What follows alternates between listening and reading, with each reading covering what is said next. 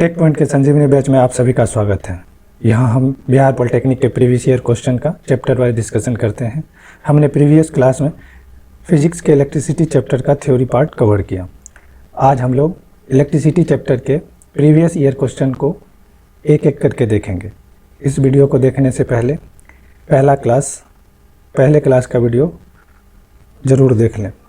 हम यहाँ 1982 से 2021 तक के आए हर एक क्वेश्चन को सॉल्व करेंगे। मेरा मानना है कि कम समय में प्रीवियस ईयर क्वेश्चन को पढ़ना ज़्यादा बेनिफिशियल होगा। तो जो स्टूडेंट पॉलिटेक्निक 2022 की आशा रखते हैं, अगर चैप्टर वाइज क्वेश्चन को देखते हैं तो उनको एक एग्ज़ाम का पैटर्न पता चलेगा। इससे उस सभी स्टूडेंट का बहुत ज़्यादा हेल्प हो जाएगा। तो हम लोग एक एक करके क्वेश्चन देखेंगे। इसमें लगभग 170 के आसपास क्वेश्चन है टोटल मिला के, तो उसको हम लोग एक या दो क्लास में ख़त्म करने की कोशिश करेंगे। तो हम लोग स्टार्ट करते हैं।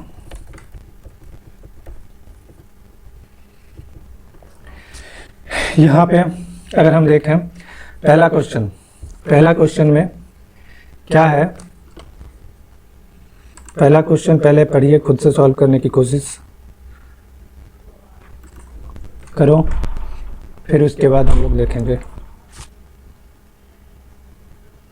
तो पहला क्वेश्चन क्या हुआ कि 1 ओम, क्वेश्चन है 1 ओम बराबर है। तो ओम किसका यूनिट है? ओम किसका यूनिट है? ओम है प्रतिरोध का यूनिट, प्रतिरोध का यूनिट है। तो प्रतिरोध R इक्वल टू क्या होता है? ओम्स लॉ से हम लोग जानते हैं कि V equal to IR, then R equal to V/I। तो इसका क्या हो गया? वोल्ट। इसका भाव हो गया यूनिट एम्पियर। तो 1 ओम बराबर कितना हो गया? 1 वोल्ट बाय 1 एम्पियर, यानी कि ऑप्शन सी यहाँ पे करेक्ट होगा। 1 एम्पियर विद्युत धारा है, तो इसमें भी क्या पूछा है? 1 एम्पियर विद्युत धारा क्या है? तो क्वेश्चन नंबर 2 में हम लोग देखते हैं। तो करंट का क्या होता है फॉर्मूला? I इक्वल टू क्या होता है? आवेश बट्टा में क्या? समय, Q/T। Q का क्या होता है? कूलम्ब, समय का सेकेंड। तो अगर हम 1 एम्पियर लेते हैं तो क्या हो जाएगा? 1 कूलम्ब हो जाएगा, 1 सेकेंड हो जाएगा। तो ऑप्शन कौन सा आ जाएगा? Option first. क्वेश्चन नंबर 3, यदि धातु के तार की लंबाई दोगुनी कर दी जाए तो तार का प्रतिरोध कितना होगा? तो हम लोग जानते हैं प्रतिरोध का क्या होता है formula? R equal to ρL/A। Rho क्या है? विशिष्ट प्रतिरोध। R क्या है? लेंथ मीन्स लंबाई। A क्या है? एरिया यानी कि क्षेत्रफल। अगर हम यहाँ तार की लंबाई को दोगुनी कर देंगे तो तार का प्रतिरोध क्या हो जाएगा? दोगुना हो जाएगा। यहाँ से डायरेक्ट पता चल रहा है, अगर लंबाई दोगुना तो प्रतिरोध दोगुना। तो ऑप्शन क्या हो जाएगा? बी।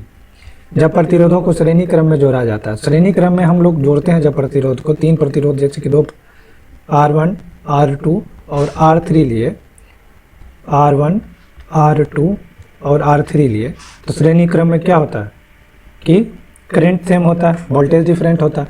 तो प्रत्येक प्रतिरोध की विद्युत धारा परिपथ की कुल विद्युत धारा के समान होती है। ऑप्शन ए है। और ऑप्शन बी में प्रत्येक प्रतिरोध से गुजरने वाली वोल्टेज परिपथ के कुल वोल्टेज के समान होता है। तो यहाँ पे क्या हो जाएगा? ऑप्शन ए सही हो जाएगा, क्योंकि R1 में भी कितना जा रहा करंट? I जा रहा। R2 में कितना जा रहा? I जा रहा। और R3 में भी I जा रहा है।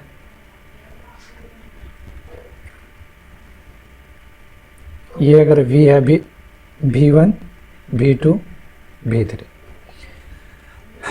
अब ऑप्शन बी का है गलत है, जिसमें बोला प्रत्येक प्रतिरोध से गुजरने वाली वोल्टेज परिपथ के कुल वोल्टेज के समान होता है। क्या V1 इक्वल टू V है? नहीं है। इसीलिए क्या होगा कि ऑप्शन बी गलत हुआ। तो क्वेश्चन बनाने का 2 तरीका होता है कि या तो हम लोग क्या करेंगे कि एक सही ऑप्शन चूज कर लेंगे, या फिर वहाँ पे क्या करते हैं कि गलत ऑप्शन को हम लोग कट कर देते हैं। तो हम लोग कोशिश करेंगे कि कितना फास्ट हम सॉल्व कर पाएँ क्वेश्चन, उतना ज़्यादा बेनिफिशियल होगा एग्ज़ाम के समय में। किसी भी क्वेश्चन में अगर नहीं बन रहा है एग्जाम के समय, किसी भी स्टूडेंट से अगर किसी क्वेश्चन पे फंस रहे हैं तो उसको छोड़ के आगे ही बढ़ने में भलाई रहती है।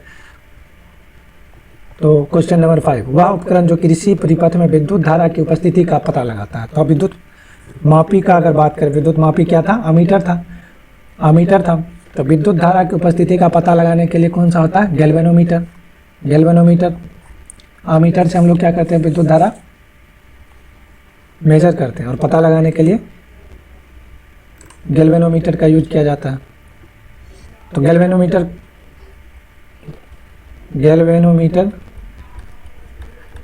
को हम अमीटर की तरह भी यूज कर सकते हैं। अमीटर की तरह यूज करने के लिए हम क्या करते हैं? गैल्वेनोमीटर के पैरेलल में समांतर क्रम में निम्न प्रतिरोध को जोड़ा जाता है। अगर हमें गैल्वेनोमीटर को वोल्टमीटर की तरह यूज करना है तो गैल्वेनोमीटर के श्रेणी क्रम में उच्च प्रतिरोध को जोड़ा जाता है।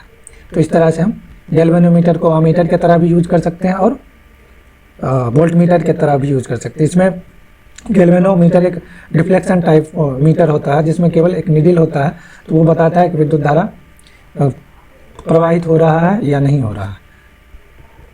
घरों में एसी आपूर्ति 240 वोल्ट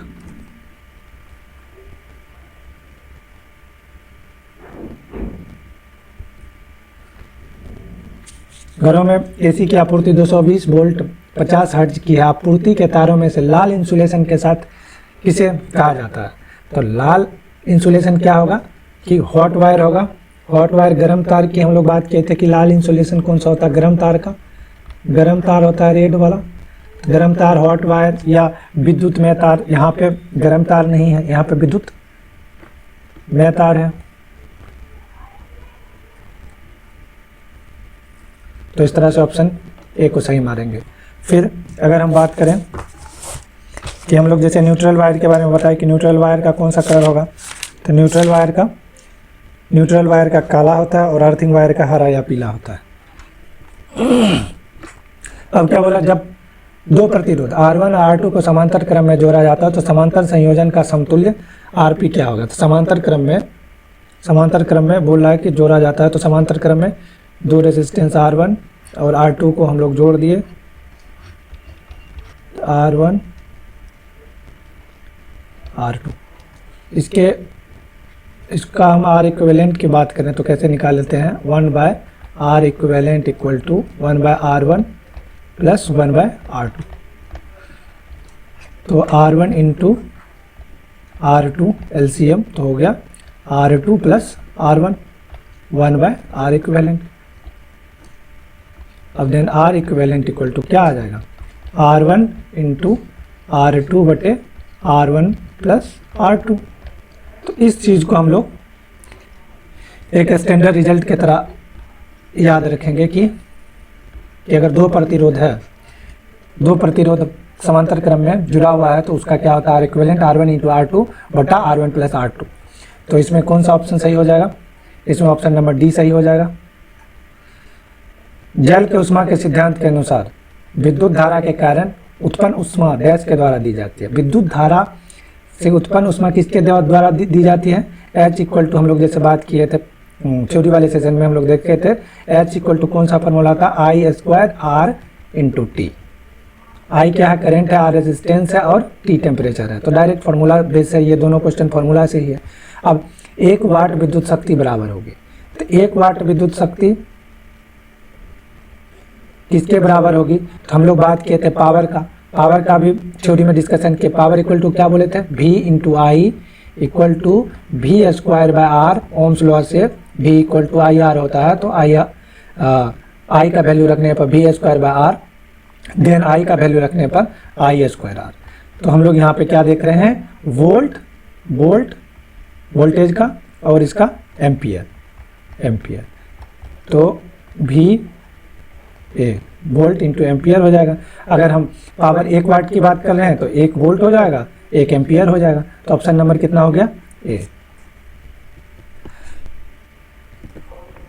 क्वेश्चन नंबर 10, विद्युत धारा की दिशा ली जाती है। तो विद्युत धारा की दिशा कौन निर्धारित करता है? कि आवेश का प्रवाह विद्युत धारा की दिशा को निर्धारित करता है। जैसे इलेक्ट्रॉन पे अगर पॉजिटिव चार्ज की बात करें तो पॉजिटिव चार्ज के प्रवाह की दिशा में ही विद्युत धारा जैसे पॉजिटिव चार्ज है, पॉजिटिव अगर charge left to right move कर रहा है तो करंट भी लेफ्ट टू राइट जाएगा। अगर निगेटिव चार्ज है, अगर लेफ्ट टू राइट जा रहा है, मूव कर रहा है, तो करंट क्या जाएगा, राइट टू लेफ्ट जाएगा। तो इलेक्ट्रॉन पे कौन सा चार्ज होता है, निगेटिव। इलेक्ट्रॉन पे कौन सा चार्ज होता है, निगेटिव चार्ज।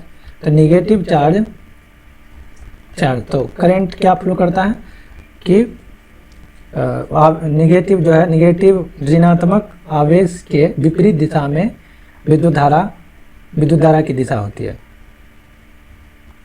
तो इलेक्ट्रॉन, यहाँ पे इलेक्ट्रॉन की प्रवाह की दिशा के समान, ये तो पॉजिटिव चार्ज अगर आता तब होता, इलेक्ट्रॉन के प्रवाह के दिशा के विपरीत दिशा में, ये ऑप्शन सही होगा।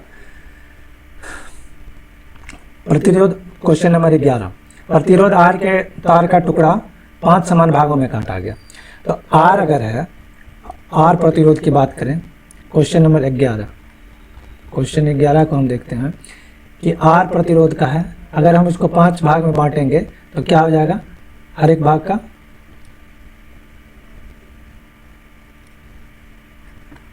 R/5 R/5।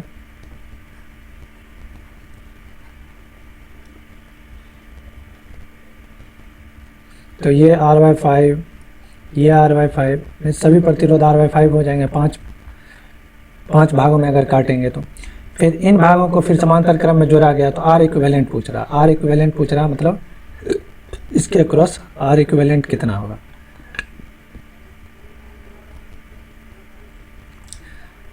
तो एक चीज़ हम लोग ध्यान में रखेंगे कि अगर जो भी प्रतिरोध समांतर क्रम में जुड़े हुए हैं, अगर उसका मैग्नीट्यूड सेम है, उसका मान सेम है, तो हम लोग क्या करेंगे कि उससे ही डिवाइड कर देंगे। अगर 3 प्रतिरोध है और तीनों का वैल्यू R है, अगर R है इसका भी और सभी का प्रतिरोध समान है, तो इसका क्या होगा, R इक्विवेलेंट हो जाएगा, R/3। उसी तरह से अगर हम इसको 5 प्रतिरोध है, पांचों प्रतिरोध का क्या है, मैग्नीट्यूड सेम है, तो इसका क्या हो जाएगा, R इक्विवेलेंट हो जाएगा। जो भी प्रतिरोध होगा, एक प्रतिरोध बटा जितना प्रतिरोध, नंबर ऑफ प्रतिरोध, तो प्रतिरोध का मान कितना है, R/5 यहाँ पे और बटा 5, तो क्या हो गया, R/25।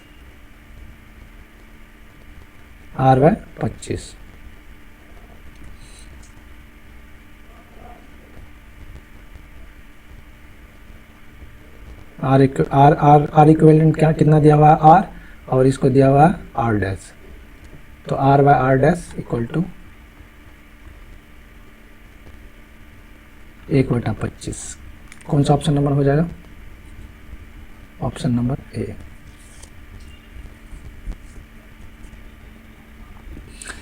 क्वेश्चन नंबर 12 की अगर बात करें, कितने इलेक्ट्रॉन 1 सेकेंड में 1 माइक्रो एम्पियर की धारा बनाते हैं। तो हम लोग हमेशा क्वेश्चन को जब पढ़ेंगे तो क्या करेंगे, उसको देखेंगे कि पूछ क्या रहा है। पूछ रहा है कि धारा, कितने इलेक्ट्रॉन 1 सेकेंड में, नंबर ऑफ इलेक्ट्रॉन पूछ रहा है, और धारा का हम लोग जानते हैं धारा का क्या होता है, फार्मूला Q/T।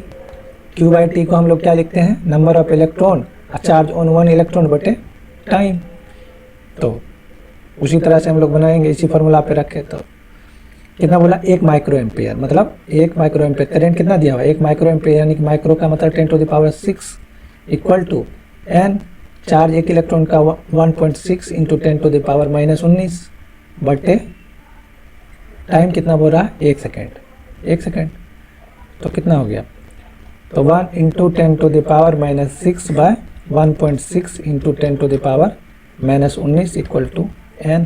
तो n क्या आ जाएगा, 1/1.6 इंटू 10⁻10। अगर हम इसको सॉल्व करेंगे तो 6.25 गुना 10⁻9 आंसर आएगा। नहीं,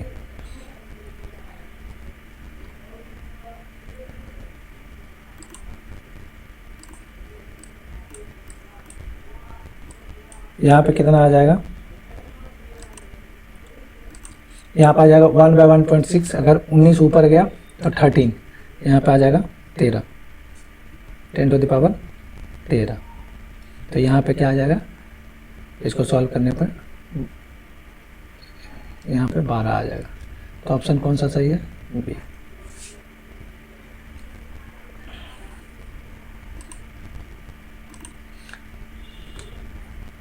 बारह का कौन सा आया था? बी।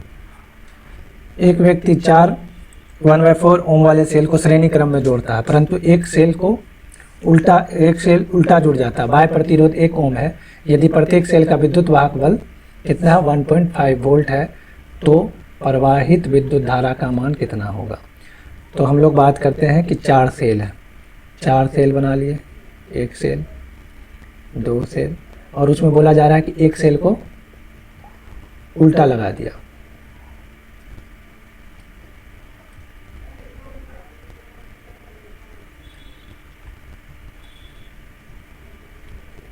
ये पॉजिटिव टर्मिनल होता है, ये निगेटिव, ये पॉजिटिव, ये निगेटिव। यहाँ पे एक सेल उल्टा लगाया हुआ, वो निगेटिव, वो पॉजिटिव, फिर पॉजिटिव निगेटिव।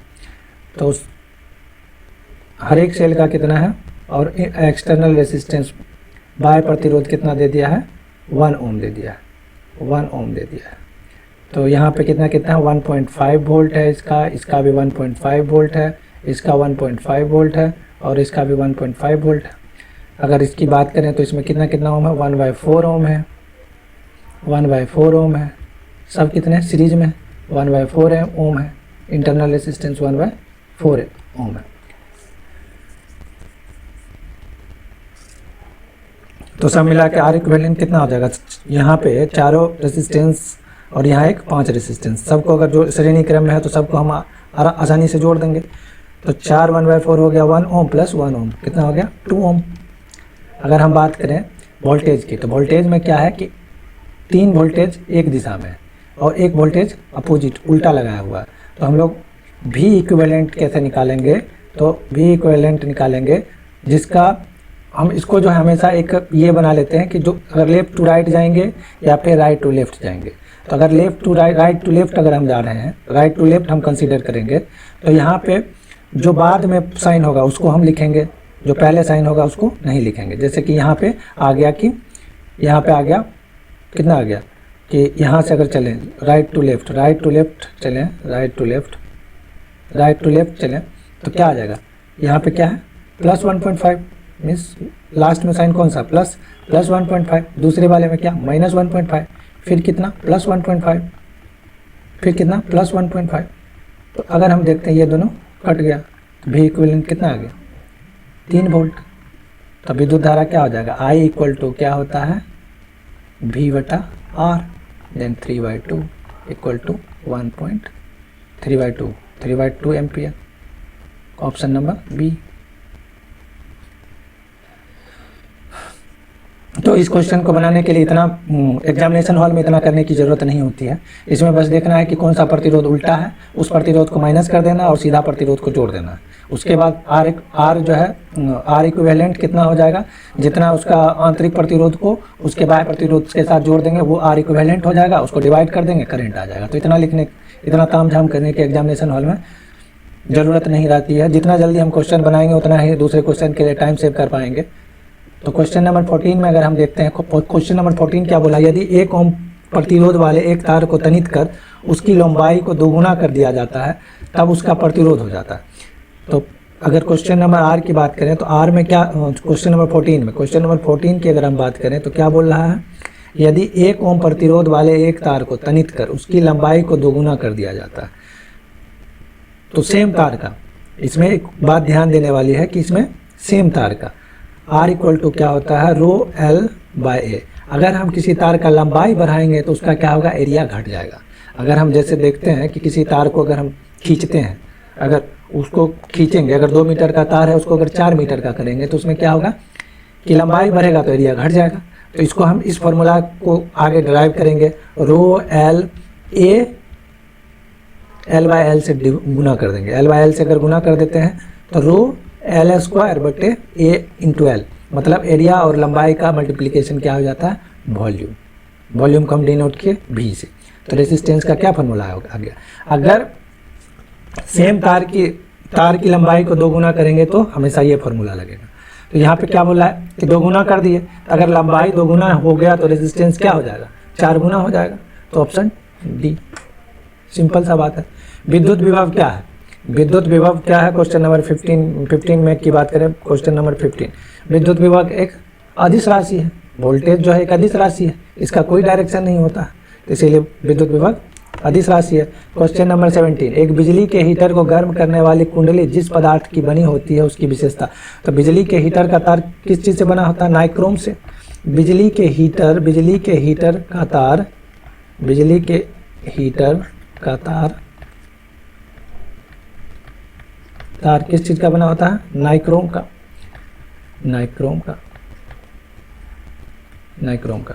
तो हम क्या देखते हैं कि जैसे हीटर का क्या यूज है कि हमको हीट चाहिए जिस पर खाना बनता है। तो H इक्वल टू क्या है? I² RT।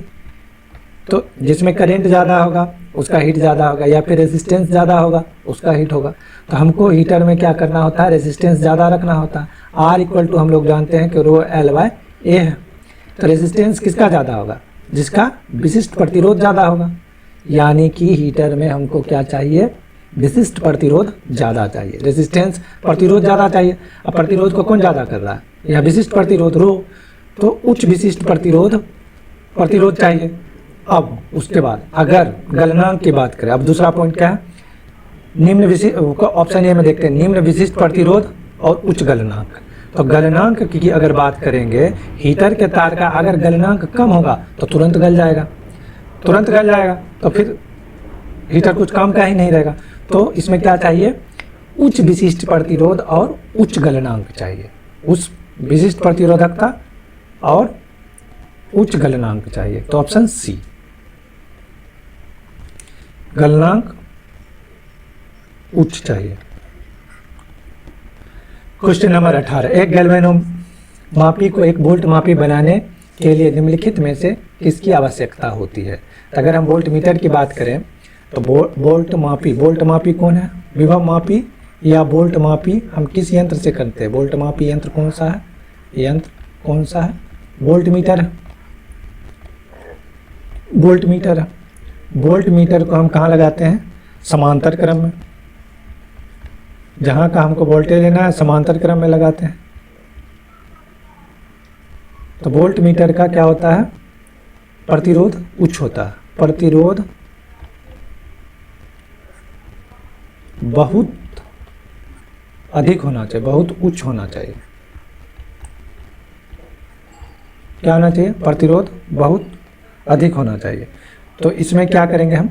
अगर गैल्वेनोमापी को एक वोल्ट मापी बनाएंगे तो उसमें इसको याद रखेंगे कि हम श्रेणी क्रम में उच्च प्रतिरोध चाहिए। अगर गैल्वेनोमीटर के श्रेणी क्रम में हम एक उच्च प्रतिरोध को जोड़ देते हैं तो उसका क्या हो जाएगा? गैल्वेनोमीटर का जो अपना रेजिस्टेंस होता है वो बहुत कम होता है, लेकिन वोल्ट मापी यंत्र का बहुत उच्च होता है। तो इसके लिए हमको क्या करना पड़ेगा? श्रेणी क्रम में एक उच्च प्रतिरोध को जोड़ना पड़ेगा। तो यहाँ पे कौन सा ऑप्शन हो जाएगा? Option number B. अगर ऑप्शन नंबर ए को देखते हैं, समांतर क्रम में एक निम्न प्रतिरोध जोड़ देंगे तो उसका क्या होगा? आर इक्विवेलेंट जो है और ज़्यादा निम्न हो जाएगा, जिसके कारण जो है करंट तो वोल्ट मीटर से आसानी से होकर पास कर जाएगी। तो फिर उसके बाद जो है उसके रीडिंग में डिफरेंस आ जाएगा, मीन्स एरर बताएगा। श्रेणी क्रम में निम्न प्रतिरोध जोड़ेंगे तो फिर भी नहीं हो पाएगा, समांतर क्रम में जोड़ेंगे तो फिर भी नहीं हो पाएगा, लेकिन अगर श्रेणी क्रम में एक उच्च प्रतिरोध जोड़ देंगे तो हो जाएगा। अगर वोल्ट मापी को, अगर गैल्वेनोमीटर को अगर हम बनाना चाहें आमीटर, तो आमीटर में क्या होता है? आमीटर को हम कहाँ लगाते हैं? श्रेणी क्रम में। इस चीज़ को भी याद रखेंगे, श्रेणी क्रम में लगाते हैं।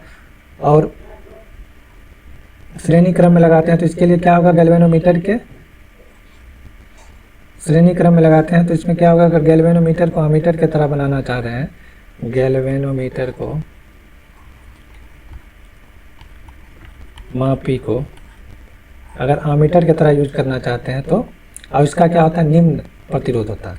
इसका हम लोग याद रखेंगे, निम्न प्रतिरोध होता है, प्रतिरोध निम्न होता है। तो इसके लिए हम लोग क्या करेंगे? इसके समांतर क्रम में गैल्वेनोमीटर को हमको बनाना है आमीटर। तो क्या करेंगे? निम्न प्रतिरोध को समांतर क्रम में लगाएंगे।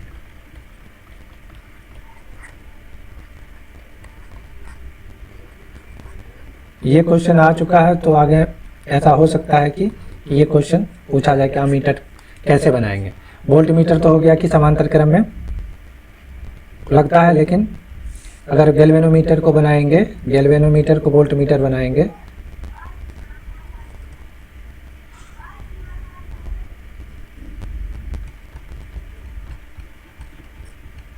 वोल्ट मीटर बनाएंगे तो श्रेणी क्रम में उच्च प्रतिरोध को जोड़ेंगे।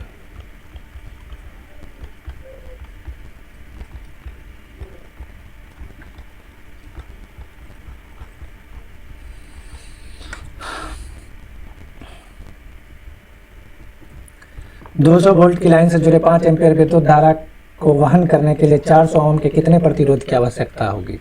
यहाँ पे क्या क्या दिया हुआ है, वोल्टेज दिया हुआ है 200 वोल्ट, फिर करंट दिया हुआ है 5 एम्पीयर। तो इससे हम आर अगर निकालें तो कितना हो जाएगा, V बटे आई, तो 200 बटे 5 यानी कि 40 ओम। 40 ओम वहन करने के लिए 400 ओम के कितने प्रतिरोधक की आवश्यकता होगी। तो हमको आर इक्विवेलेंट चाहिए 40 ओम, है कितना 400 ओम। तो 400 ओम के 10 रेसिस्टेंस को अगर हम समांतर क्रम में जोड़ देंगे, समांतर क्रम में जोड़ेंगे, समांतर क्रम में, श्रेणी क्रम में नहीं, श्रेणी क्रम में जोड़ने के बाद 10 रेसिस्टेंस को जोड़ेंगे तो 4000 ओम हो जाएगा, लेकिन हमको कितना चाहिए 40 ओम ही। तो हम लोग 400 ओम के 10 रेसिस्टेंस को अगर समांतर क्रम में जोड़ देंगे तो क्या हो जाएगा कि हमको 40 ओम आ जाएगा। तो हमको वही निकालना था। अगर 400 ओम के 10 प्रतिरोध को समांतर क्रम में जोड़ देंगे तो आ जाएगा 19। एक 220 वोल्ट 100 वाट के बल्ब को 110 के बीच जोड़ा जाता है तो बल्ब की खपत शक्ति कितनी होगी। तो 19 नंबर में हम लोग क्या देख रहे हैं, 19 नंबर क्वेश्चन में क्या है, वोल्टेज दिया हुआ है 220 वोल्ट, पी दिया हुआ है 100 वाट, तो 110 वोल्ट के साथ इसको जोड़ा जा रहा है। तो बल्ब द्वारा खपत वोल्ट के साथ जोड़ा जा रहा है तो खपत शक्ति कितना होगा। तो अगर हम वोल्टेज को कम करते हैं तो खपत भी कितना हो जाएगा, कम ही होगा।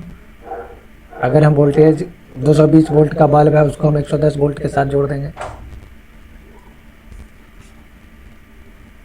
तो कम हो जाएगा, उसका बल्ब का खपत कम हो जाएगा। अगर इसका 220 वोल्ट 100 वाट का क्या मतलब हुआ कि 220 वोल्ट पर अगर हम किसी बल्ब को जोड़ेंगे, इस बल्ब को 220 वोल्ट 100 वाट के रेटिंग वाले को, तो ये क्या करेगा कि हर एक सेकेंड 100 जूल इलेक्ट्रिसिटी का खपत करेगा। तो 110 वोल्ट पे जोड़ना है तो इसका हम पहले रेजिस्टेंस निकाल लेते हैं। तो P इक्वल टू हम जानते हैं कि V स्क्वायर बटा R, then R equal to V square by P। तो क्या हो गया 220 गुना 220 बटे 100, तो कितना आ गया 22 गुना 22 ओम। अब इसको गुना करके लिखना नहीं है, इससे कैलकुलेशन और ज़्यादा कॉम्प्लिकेटेड हो जाएगा। तो उसके बाद फिर आता है कि बल्ब द्वारा खपत, अब 110 वोल्ट जोड़ दिए तो कितना खपत होगा, तो P equal to V square by R। तो वोल्टेज अब कितना है 110 गुना 110 बटे 22 गुना 22 से 5 बार में ये कटा, फिर 22 से 5 बार में ये कटा, तो कितना हो गया 25 वाट। समझ रहे हैं, 220 वोल्ट 100 वाट किसी बल्ब का रेटिंग है, तो इसका मतलब यही होता है कि 220 वोल्ट अगर इस पे सप्लाई देंगे, इस बल्ब को 220 वोल्ट से जोड़ेंगे तो वो कितना पावर का, कितना बिजली का खपत करेगा, 100 वाट बिजली का खपत करेगा। 12 ओम के 3 प्रतिरोध एक सम त्रिबाहु त्रिभुज बनाते हैं, तो इसका आंसर कितना हो जाएगा, इसका आंसर हो जाएगा ए। सम त्रिबाहु त्रिभुज 20 नंबर देखते हैं हम लोग। 12 ओम के 3 प्रतिरोध क्या बनाते हैं, सम त्रिबाहु त्रिभुज। अगर हम एक सम त्रिबाहु त्रिभुज बनाएं और इसके हर एक भुजा का कितना है 12 ओम, 12 ओम और 12 ओम। बोला किन्हीं दो शीर्षों के बीच, एक शीर्ष ये हो गया, एक शीर्ष ये हो गया, एक शीर्ष ये हो गया, तो बोला कि नहीं, दो शीर्षों, इस शीर्ष और इस शीर्ष के बीच का आर इक्विवेलेंट हम निकाल लेते हैं। तो इसको हम रख दिए नाम ए बी सी। तो क्या हो जाएगा,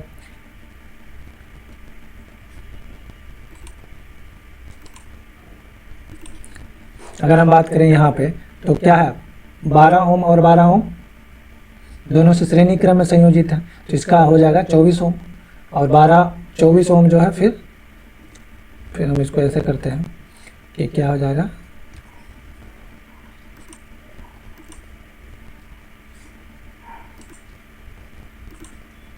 क्या हो जाएगा, इसको अगर हम अच्छी तरह से फिगर बनाएं तो ए से कितना जुड़ा हुआ है, एक 12 ओम, दूसरा भी 12 ओम, फिर एक 12 ओम, ये ए पॉइंट है, ये पॉइंट है, ये बी पॉइंट है, ये 12 है, ये 12 है, ये कितना 12 है।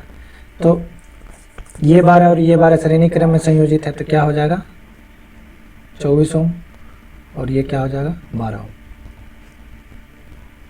ये हो जाएगा 24 ओम, 12 12 24, और ये 12, ये भी।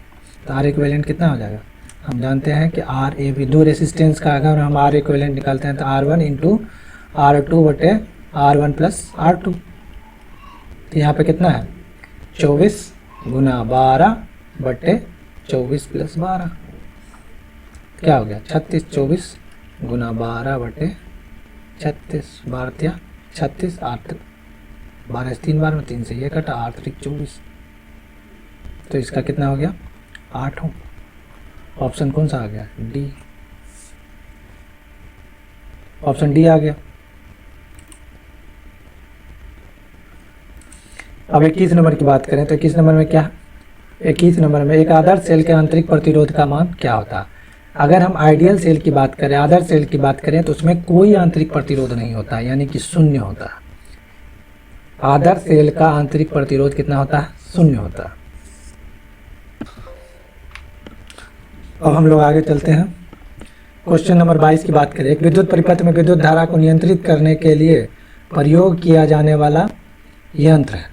तो विद्युत परिपथ में विद्युत धारा को नियंत्रित करने के लिए प्रयोग किया जाने वाला यंत्र है। अगर विद्युत धारा को नियंत्रित करना है तो हम उससे जोड़ते हैं क्या, प्रतिरोध, उससे जोड़ेंगे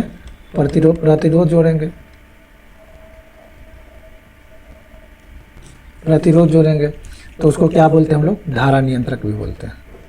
तो यहाँ पे कौन सा ऑप्शन आ जाएगा, धारा नियंत्रक। यहाँ पे प्रतिरोध नहीं है तो धारा नियंत्रक आ जाएगा।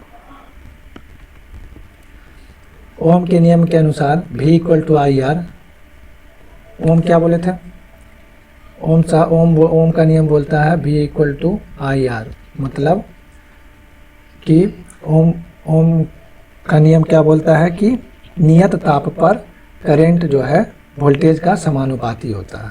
तो यहाँ पे ऑप्शन कौन सा है सही, ऑप्शन डी।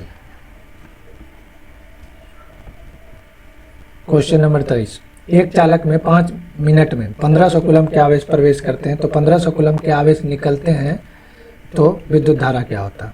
तो विद्युत धारा क्या होता है, I = क्या होता है, आवेश बटा टाइम, आवेश बटा समय। तो समय हमेशा क्या में लेना है, सेकंड में लेना,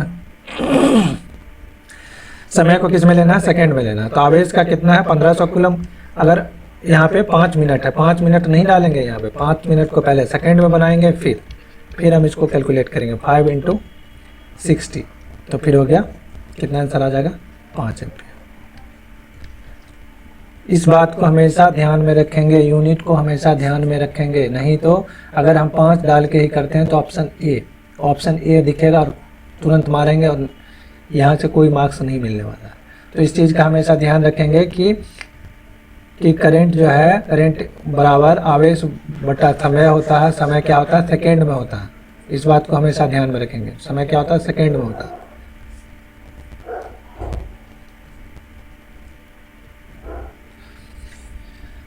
चौबीस नंबर क्वेश्चन, विद्युत धारा फ्यूज किस पर आधारित होता है। तो इसमें कौन कौन सा ऑप्शन है, विद्युत धारा के रासायनिक प्रभाव पे, रासायनिक प्रभाव पर तो होता नहीं है। विद्युत धारा के चुंबकीय प्रभाव पे, इस पर भी नहीं होता। विद्युत धारा के उष्मीय प्रभाव पे, मतलब अगर शॉर्ट सर्किट होता है तो करंट ज़्यादा जाने के कारण ज़्यादा प्रवाह होने के कारण क्या होता है, विद्युत फ्यूज गल जाता है। तो किस पे आधारित हुआ, ऊष्मीय प्रभाव पे। समान पदार्थ के दो तार जिनकी लंबाई और त्रिज्या का अनुपात 3:4 है। क्वेश्चन नंबर 25 की बात करें तो समान है, तो उसका L1 और L2 कितना है, 3/4 है। और क्या है, R1 त्रिज्या का अनुपात R1/R2 कितना है, 3/2 है। और वे 6 वोल्ट की बैटरी से समांतर क्रम में जुड़े हैं, तो विद्युत धारा का अनुपात क्या होगा। तो पहले तो हम लोग इसको स्मॉल r1 r2 त्रिज्या देख कर लेंगे। पहले तो हमको R1/R2 R1/R2 क्या हो जाएगा, रो L1/पाई R1 का स्क्वायर, उसके बटा में रो L2/पाई R2 का स्क्वायर। तो अगर हम रो से रो काट दें तो क्या आ जाएगा, L1/L2 गुना R2 का स्क्वायर बटे R1 का स्क्वायर। तो L1/L2 क्या देगा, 3/4। R2/R1 क्या, 2/3 का स्क्वायर। तो क्या आ जाएगा, 3/4 गुना 4/9। तो क्या आ गया, 1/3 आ गया। तो विद्युत धाराओं का अनुपात क्या होगा, तो हम क्या देखते हैं, ओम्स लॉ के अनुसार V = IR, I = V/R, मतलब I1 = V/R1, I2 = V/R2। तो क्या हो जाएगा, I1/I2 = V/R1 बट्टा में V/R2। तो क्या आ जाएगा, R2/R1। तो R2/R1 आ जाएगा तो कितना आ जाएगा, 3/1। R1/R2 हम लोग निकाले हुए हैं 1/3, तो R2/R1 क्या आ जाएगा, 3/1। क्या हो गया, 3:1, यानी कि ऑप्शन बी आंसर। हम लोग को 25 क्वेश्चन डिस्कस कर चुके हैं। आज हम लोग इतना पे ही क्लास को ख़त्म करते हैं, अगले क्लास में देखेंगे फिर आगे। तो इसको अगर हम एक एक क्वेश्चन को ठीक से देखें तो फिर क्वेश्चन का लेवल 10th के हिसाब से थोड़ा ठीक है, 12th के हिसाब से अगर बोला जाए तो बहुत ईजी ही है। हम लोग फिर अगले क्लास में इसको कंटिन्यू करेंगे। धन्यवाद।